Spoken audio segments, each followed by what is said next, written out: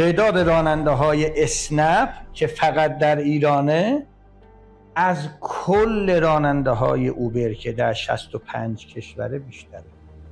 دنبال زدن اسنپ و تپسی هم نیستم، دمشون گرم که آب باریکم برای زندگی مردم درست کردن، ولی دنبال تبیین بعضی از واژه‌ها هستم، مثل بی‌غیرتی.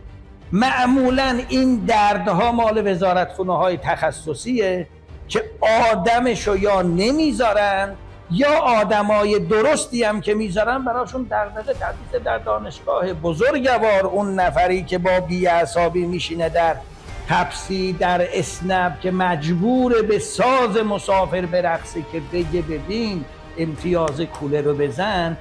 یعنی فکر نمی کنی این غرور له شده نحسیش زندگی تو میگیره وقتی داره با ساز یه مسافر میرقصه که مسافر یهو امتیاز اشتباهی نزنه؟ چرا بهت بر نمیخوره؟ تو مسئول مستقیم این کاری.